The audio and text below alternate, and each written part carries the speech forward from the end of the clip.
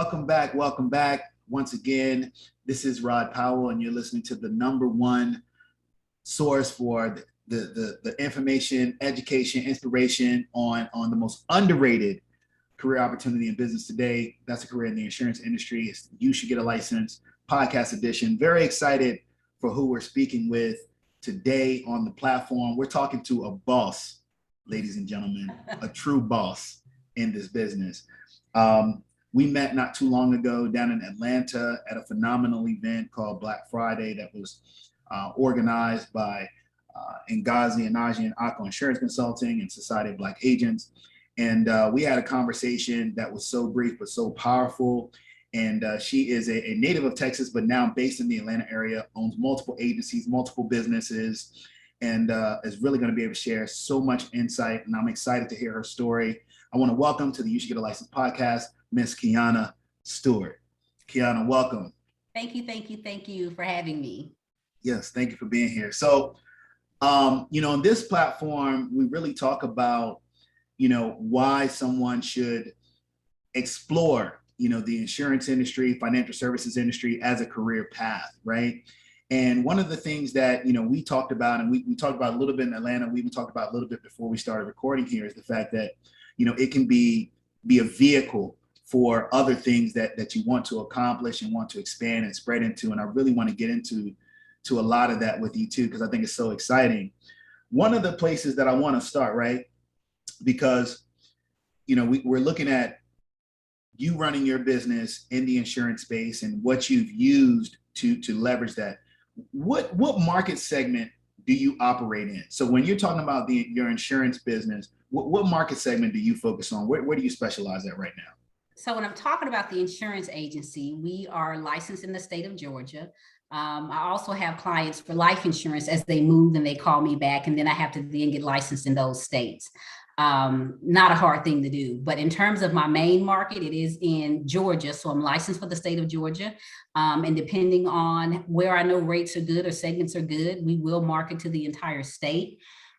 And we primarily do property and casualty. Life is also a big component, as I mentioned earlier. So that's going to be focused around home, auto, and life insurance.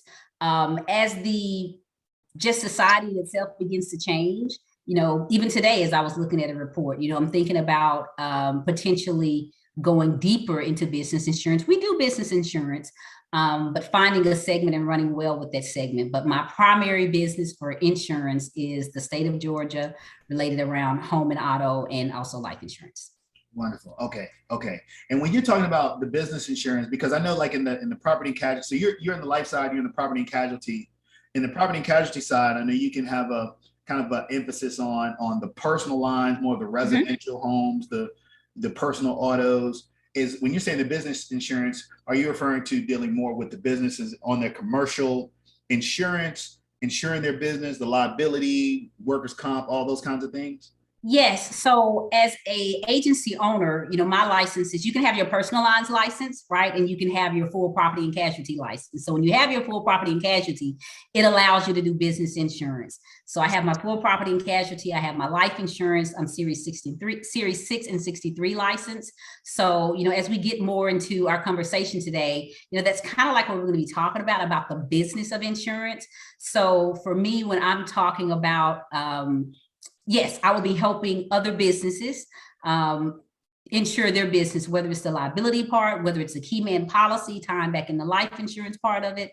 So there's different segments that you can go to, but I am licensed, and I will say up until this year, I've only hired property and casualty licensed agents up until this year.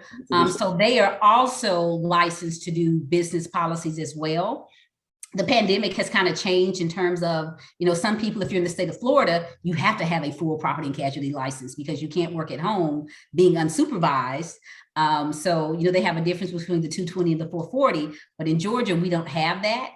And so in Georgia, one of the things that we've done to bring on more people this year is to accept personal lines license. But me as an agent, in terms of how I build my agency, it's been around hiring fully vetted property and casualty agents that can do both personal lines and business insurance. And so if you have a personal lines license, yes, fully licensed, hey, you're all the way in. Exactly. Now you have a lot of designation, a lot of certifications. Your MBA, your securities license, property casualty, life. Where did you start? Well, I mean, obviously it started my MBA after I graduated from undergrad and, kind of worked 2 years. And then I decided that I wanted to go and get my MBA. So in terms of the other licenses that I have, though, so I'm a captive agent, and the agency or the company that I represent at the time when I came in, we were required to get all three of those. Gotcha. So I had to have, obviously as an agency owner, I had to have my full property and casualty. I had to have my life license. And then they gave you 2 years to get your security 6 and 63 and also your variables license for the state of Georgia. So now they don't require your 6 and 63, nor do they require your variables. But if you have customers that are looking at that, then you can't service them. Right. So if I were to, I bought a couple of agencies, but if I was to buy an agency and I didn't have my series 6 or 63, or if I didn't have my variables, then they would send that business to another agent who had that license. And chances are that customer probably has home and auto as well. And so then you've effectively moved an entire household somewhere else, right? So right. My agents in the office are not required to be Series 63 and have their variables. When it comes to something like that, then that customer is definitely gonna speak to me. Come talk to you, get that expertise. No, I love it. I love it. So, lots of different nuggets, already in the conversation, and things that folks can go and research and look at with the Series 63. I want to go way back, right? Because I like to start the conversations from the beginning and just kind of take the journey up into your career. Take me back to 9 years old, 10 years old, right? Young Keiona Stewart, growing up in Texas. What were you dreaming of when you were 9, 10 years old, about being when you became an adult? What were you thinking about at that time? You want to know, it's kind of funny. I think even, younger, I thought of 2 things that are probably still the only 2 things that I thought of. My mother had me in these various programs, and one of them were like exchange students. And so I liked that because I got to travel, right? So went to Italy as an exchange student. So and my mother, she would get in a car and got gas, will travel. So, I just had no fear of going places. So I would say it was 2 things. Just younger, it was about continuing to travel. And as I got older and started to think about my career, I remember I was in high school and it was time to decide where I was going to go for school. And I really didn't want to go to college. I wanted to move to Atlanta and get involved in real estate. But against my better judgment, not against my better judgment, probably against, but I did decide to go to college. I went to the University of Texas at Austin. And now, like when I talk to people, or people will ask me, because in today's society, you can learn so much online. You got YouTube University.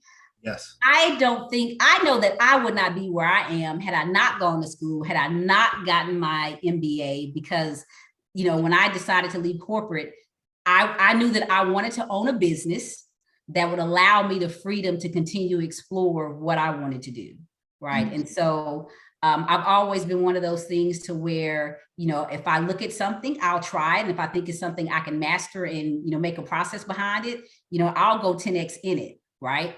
And so insurance being an insurance agency owner has allowed me to do that. But I'll say originally, when I go back to your question, when you talked about young Keiona, they didn't call me Keiona then, but when you talk about me being much younger, I wanted to do real estate. And, my education, my career took me in a different path. But, I'm at the point now to where, like, my agency has allowed me to buy real estate. And, there's a property that came on the market the other day to where the reason why I'm interested in this property is because it sits on an acre of land.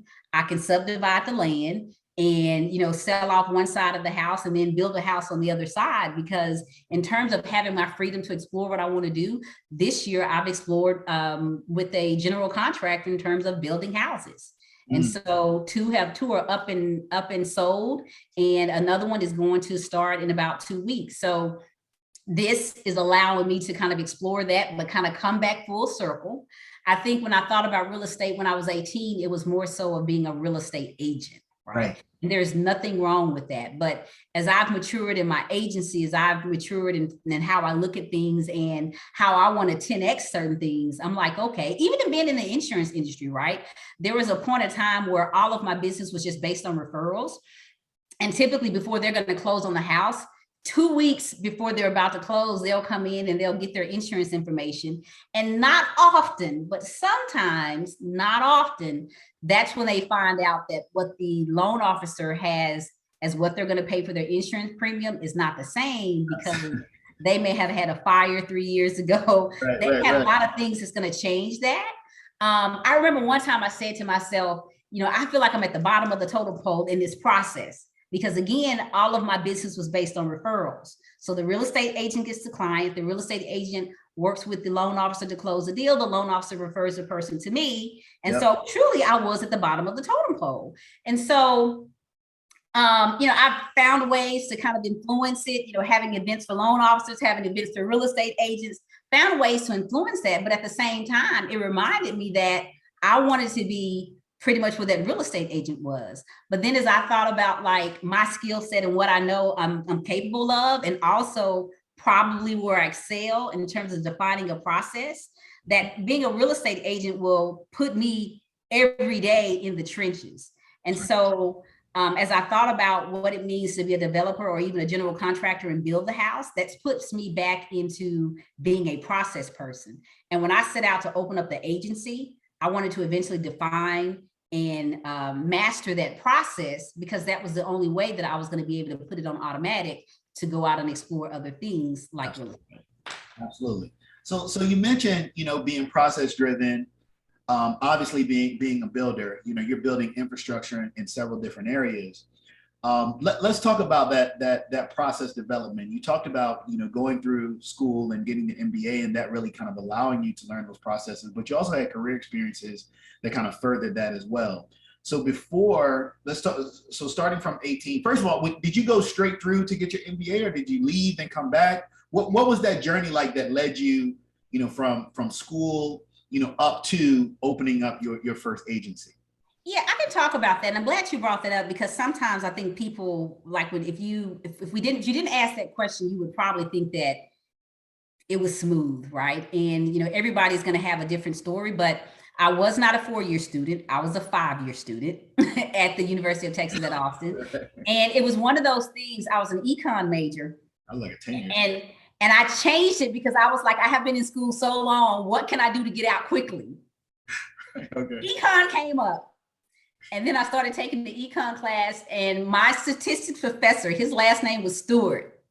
And he was like, we are getting you out of this class because I have to see you again, right? And I will always remember that, not only because his last name was Stewart, but, you know, we talked about Monte Carlo simulations. And I remember one time I had to do a few of those at work, and I was like, Lord Jesus, I cannot believe that I'm really like pulling both of these together. But I was a 5-year student. And then after that, I took 2 years off. I did know that since I decided on econ, that in order for me to get back into the business world, because when I was at the University of Texas at Austin, econ was in liberal arts. Okay. And I was originally a finance major, and that was in the business school. And so in terms of all of the companies that were coming, in order for me to get back on track, I had to go get my MBA, which would put me back into the business school. So I took 2 years off, and I remember I was working for a loan company in Texas. We were a second mortgage loan company. This was in the back of the day where you can do 125% loan to value. So I am dating myself back then. And, you know, so we were awesome because you could write everywhere. Obviously, we were a call center. You can write everywhere.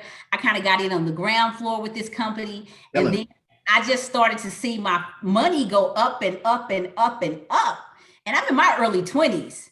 And then I started doing research on grad schools and what you can make. And, you know, all grad schools are going to say our graduates average around 80,000. That's what it was back then. And I was like, well, I'm already making that. Why do I go to grad school if that's what I'm going to make? But I stayed true to my goal. I went to graduate school, and I moved to Atlanta, and I came to Clark Atlanta University. And I still had in my mind when I applied in the schools that I applied to, what they said you can make coming out.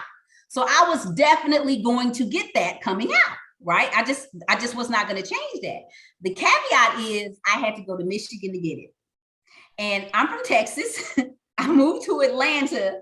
That's a and difference. I was like, I don't know about that. Not only is it northern, it's cold, but at the same time, I got the role that I wanted, and I said that I would, just challenge myself and do something different. And so I was in Michigan probably for about 5 years. It was a very, very small town, but it was with an international company. I got an international assignment.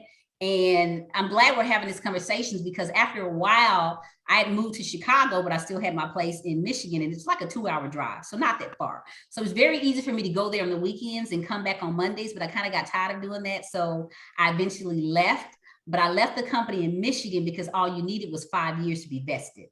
So once I got vested, then I decided to leave.